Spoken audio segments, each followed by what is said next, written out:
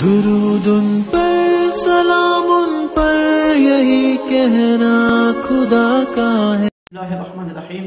حضرات و خواتین، استقبال رمضان المبارک کے اس سلسلے میں آج رمضان المبارک کے روزوں کے تعارف کے لیے میں آپ کی خدمت میں حاضر ہوں۔ حضرات گرامی، روزے کی تاریخ اتنی ہی پرانی ہے جتنی حضرت انسان کی تاریخ پرانی ہے۔ حضرت آدم علیہ السلام کے روزے رکھنے کا ذکر تاریخ میں ملتا ہے۔ اس کے علاوہ دیگر انبیاء اور ان کی امتوں پہ جو روزے فرض کیے گئے تھے ان کا ذکر بھی موجود ہے، اور غیر الہامی مذاہب میں بھی کہیں نہ کہیں روزہ رکھنے کا ذکر ملتا ہے، کیونکہ روزے کو عربی میں صوم کہتے ہیں جس کا مطلب ہے رکنا۔ تو مختلف وجوہات کی بنیاد پر لوگ ایک محدود وقت کے لیے کھانے پینے سے روکے رہتے تھے۔ فرق صرف اتنا تھا، جو الہامی مذاہب کے ماننے والے تھے وہ خدا کی رضا اور خوشنودی کے لیے یہ کام کرتے تھے، اور غیر الہامی مذاہب کے ماننے والے اپنے کسی ذاتی فائدے کے لیے۔ جب ہمارا دین اسلام آیا تو دین اسلام میں رمضان المبارک کے پورے مہینے کے روزوں کو فرض قرار دیا گیا، اور اتنی اہمیت ہے اس کی کہ ہمارے دین میں روزہ دوسرا بنیادی رکن ہے، اور جو بندہ روزے کا انکار کرے وہ دار اسلام سے خارج ہو جاتا ہے۔ جان بوجھ کر روزے نہ رکھنے والا وہ گناہ گار ہوتا ہے۔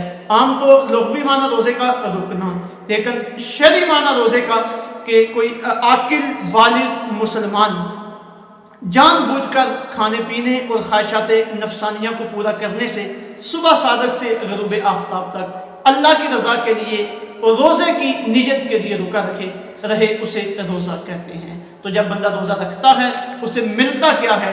قرآن پاک میں اللہ رب العزت نے سورہ بقرہ کی آیت نمبر 183 میں ذکر کیا، لعلکم تتقون، کہ اہل ایمان روزے تم پہ اس لیے لازم کیے گئے تاکہ تم صاحب تقوی بن جاؤ۔ جب بندہ روزہ رکھتا ہے تو بندے کے اندر صبر آتا ہے، اللہ کے حکم پہ عمل کرنے کے سلسلے میں استقامت پیدا ہوتی ہے۔ جب روزہ رکھ کر بندہ جائز چیزیں کھانے سے اللہ کے حکم کی وجہ سے رکا رہتا ہے تو ایک مہینے کی پریکٹس کے بعد اس قابل ہو جاتا ہے کہ وہ سارا سال اللہ رب العزت کے حکم کے تابع رہ کے زندگی گزارے، اس کی فرما برداری کرتا رہے اور اس کی نافرمانی سے بچتا رہے۔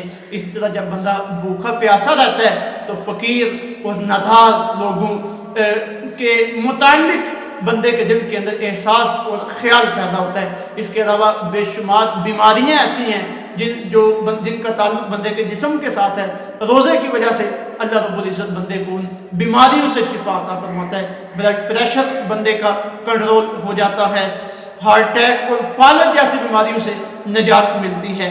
الفردوس میں امام دارمی نے حضرت مولا علی المرتضیٰ رضی اللہ تعالیٰ عنہ کا یہ قول نقل فرمایا، فرماتے ہیں 5 چیزیں بھولنے کی بیماری کو دور کرتی ہیں، انسان کی قوت حافظہ کو تیز کرتی ہیں اور بلغم کو ختم کرتی ہیں۔ ان میں آپ نے ایک چیز روزے کا ذکر کیا ہے، اور حضور رحمت دو عالم صلی اللہ علیہ وسلم نے بھی رمضان المبارک کے روزوں کے فضائل بیان کیے۔ آقا علیہ الصلوۃ والسلام کی ایک حدیث مبارکہ جو صحیح بخاری میں حدیث نمبر 5927 ہے، آقا علیہ الصلوۃ والسلام نے ارشاد فرمایا کہ لَخُلُوفُ فَمِ الصَّائِمِ أَطْيَبُ عِنْدَ اللَّهِ مِنْ رِيحِ الْمِسْكِ، فرمایا روزہ دار کے منہ کی بو اللہ تعالیٰ کے نزدیک کستوری سے بھی زیادہ محبوب ہے۔ اور ایک حدیث مبارکہ یہ بھی بخاری شریف کی ہے، اس میں فرمایا الصوم جنۃ، روزہ دوزخ سے بچاؤ کے لیے ڈھال ہے۔ اور بخاری شریف کی ایک اور حدیث پاک آقا علیہ السلام نے ارشاد فرمایا من صام رمضان ایمانا و احتسابا غفر له ما تقدم من ذنبه، جس نے ایمان کے ساتھ اپنا محاسبہ کرتے ہوئے اللہ کی رضا کے لیے رمضان کے روزے رکھے اس کے پچھلے سارے گناہ معاف کر دیے جاتے ہیں۔ یہ بڑی کرم نوازی ہے اللہ رب العزت نے رمضان المبارک کا مہینہ عطا فرمایا۔ آئیے پورا مہینہ روزے رکھ کے اپنے رب کو راضی کرنے اور ان کے فوائد حاصل کریں۔ اللہ رب العزت عمل